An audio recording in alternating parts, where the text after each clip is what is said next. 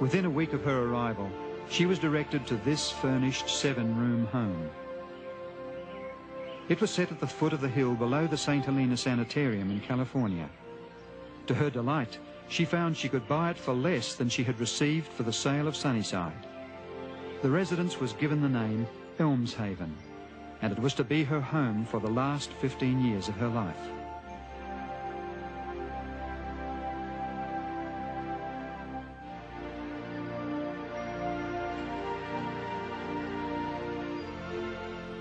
Ellen White's granddaughter, Mrs. Grace Jacques, recalls those happy times with her grandmother at Elmshaven.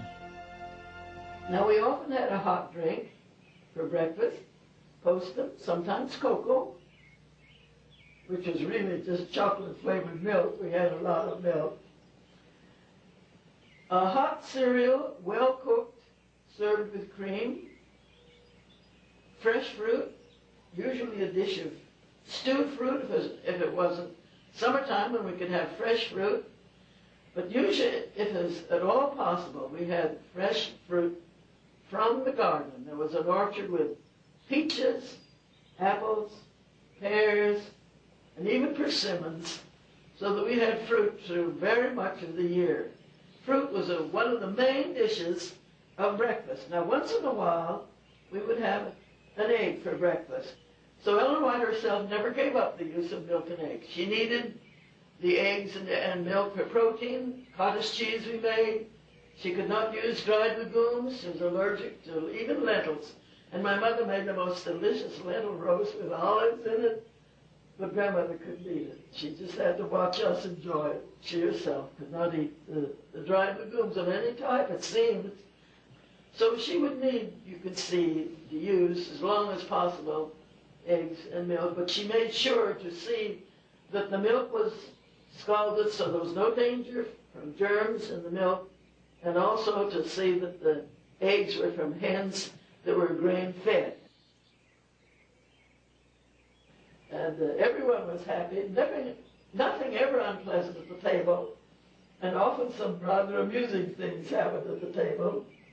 Some was amusing for some people and not for others. I remember one man and his wife was here, and she was pregnant, and she wanted some white bread, and her husband wouldn't let her touch white bread. It had to be this dark graham bread, which is all right, but she wanted some white bread, and he said, no, you mustn't eat any white bread. So here they were at the table, and sitting at the table, and Ellen White looked around after the blessing, and she said, to the lady, she was looking at the bread on the table, and it was dark bread. And she said, Mrs. So-and-so, would you enjoy a little white bread? And that's what she'd just been wanting. But her husband said, no, you mustn't. You must always have entire wheat bread for the nourishment. You must have nourishment. But once in a while, it's nice to have something you just want. And Ellen White seemed to know that without asking anything. She said, may I get you some white bread? And she did. I imagine the husband felt rather embarrassed. I don't know. And she wasn't straight-laced. I mean, what should I say?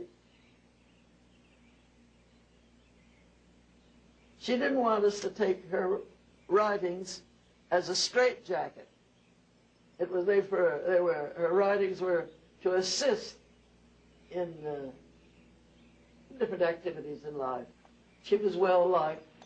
She used to stop at her carriage, and they'd go by the vineyards, and men were working there. She'd stop and talk to them about it, different things, and about their work. And if she heard that there was a new baby someplace, whether they were Adventist or not, that didn't make any difference.